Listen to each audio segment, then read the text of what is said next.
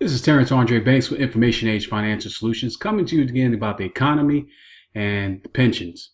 I've done a number of videos about this, about pensions, and as I mentioned in any video that I'm doing, I'm going to constantly keep talking about this because I believe it's the biggest crisis we're going to have in our lifetime. And came across this fantastic article by Patrick W. Watson. The magnitude of the coming pension storm will come to light in 2018. So Patrick's right here is mentioning that in 2018 will finally come to light and will not be able to be hidden anymore and only put into certain select sections in certain different areas. And it's worth taking a look at the article, and I'm going to read it because it was packed full of just so vital information to consider, and it definitely is worth your time to take a look at. So part of my job is helping John Malden with the research of his thoughts from the frontline letters. Regular readers know that John isn't a doom and gloom guru. He's optimistic on most of our big challenges, except for a few things, like the brewing state and local pension crisis. The more John and I dig into it, the worse it looks. We have both spent many hours trying to find any good news or silver lining without success. All over the U.S., states, cities, school districts, and other government entities have promised their workers generous retirement benefits, but having to set aside enough cash to pay what they will owe. You got to worry about the advertiser here, but at some point, perhaps soon, either they will have to cut benefits to retirees or stick taxpayers with a huge bill of both. I believe it's going to be both. Health care goes on the books. Local governments often give retired police officers, firefighters, teachers, and other workers a pension plus health care benefits. Health care is expensive even in the best circumstances. Now, it seems like every administration since the last administration, we've been dealing with health care issues, and they're just bringing the light again. Healthcare is expensive even for birth sectors. And your health insurer have promised to cover your medical expenses but hadn't set aside any cash to pay for it. Remarkably, that's exactly what has happened. Governments currently disclose their retired healthcare liabilities only in footnotes to their financial statements. Many have saved little to no money to cover those future expenses. Eventually, even though credit is the new money, it's never been throughout history where you're taking on massive amounts of debt, promising people things that you cannot pay for, and this is going to end in a positive manner. It always ends badly. That's about to change. Starting in 2008, this is where it gets really interesting, guys. Starting in 2008, the Governmental Accounting Standards Board, the source of generally accepted accounting principles, GAAP, for state and local governments, will force officials to record healthcare liabilities on their balance sheets. It's worth repeating.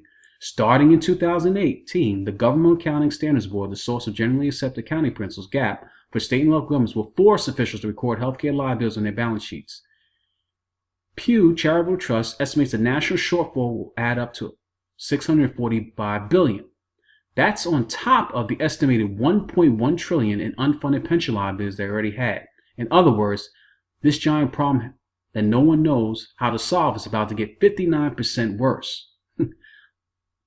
Or more accurately, it's going to look 59% worse. The healthcare shortfall isn't new. What's new is that local governments have to stop obscuring it. What else could go wrong? Plenty. It goes on to say about the opioid epidemic, which we hear in the news, and even the president just came out and talked about how it's an epidemic and we try to do things and even stop it. But look at the opioid plague, what he mentions. Now let's add another crisis on top of the already terrible one that's just got 59% worse. You probably heard about the opioid drug abuse that is killing thousands of Americans. Putting numbers on it is tricky. Often multiple factors contribute to the same death. The Center for Disease Control estimates opioids played a role in more than 33,000 deaths in 2015. No one thinks the numbers have improved since then. The deaths aren't evenly distributed. The heaviest concentrations are in the Midwest, New England, and New Mexico. It's probably no coincidence that some of these states have suffered above average economic pain in the last decade or two. The deaths from overdose and an even larger number of near deaths are putting a huge strain on local government finances in those regions. A recent Reuters investigation found costs soaring for everything from ambulances to autopsies. Cities and counties are racking up huge bills for court prosecutors and public defenders, jails, and retreatment programs. But that's not all. I'm going to kind of skip to the second page. Costly storms. Last week in the Texan Tribune Festival here in Austin, I heard Austin Police Chief Art Acevedo discuss his Hurricane Harvey experience. As more areas flooded, he kept the entire department on duty for 6 straight days, 24 hours a day. And this article is back in September, so some of the stuff is a little dated, but it's only in the last month or so. Now it goes on to talk a little bit more about the hurricane, but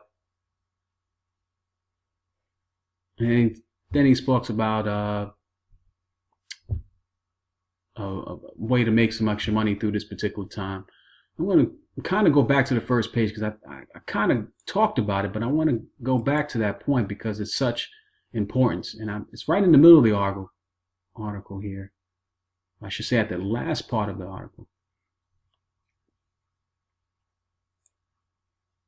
I already read that part again, but the Pew Charitable Trust estimates that the national shortfall will be added up to $645 billion. That's on top of the estimated $1 trillion unfunded pension liabilities they already had. In other words, this giant problem that no one knows how to solve is about to get 59% worse. That's what I wanted to highlight again. A 60% increase in worse. The healthcare shortfall isn't new. What's new is that local governments have to stop obscuring it. That's worth repeating again. The healthcare shortfall isn't new. What's new is that the local governments have to stop obscuring it. So essentially, they've been putting this off, obscuring numbers, making it seem like, it's not that big of an issue. But in 2018, they're not going to be able to do that. So again, you're going to see me talk about the pension crisis till I'm blue in the face, until it really becomes mainstream news with everyone aware of it. But I always go on to say that just because we're talking about it, it's happening, but it's not really widely talked about, it's still something you need to be concerned. That affects every one of us because you have family members and you have other people that are moving into that retirement age will experience that brunt. And as I mentioned in several videos before, the baby boomer class that these pensions are falling on make up the most of the middle class, and they take a large brunt of helping every other generation come after them and helping them in expenses and just in general living together, because a lot of individuals move back, most of them staying home and haven't been able to establish themselves because that new millennial generation is just taking longer to do because of the economic crisis we have. So when you squeeze them again with these pensions, again, and they're not talking about it, they just let the crisis happen, and then if you're affected by it, you may get on some news reports like we said before. But in 2018, the Governmental Accounting Standards Boar, a source of generally accepted accounting principles for state and local governments, will force officials to record healthcare liabilities on their balance sheets. That's going to probably help bring this into more to light. I'm hoping so. So until my next video, I'm out.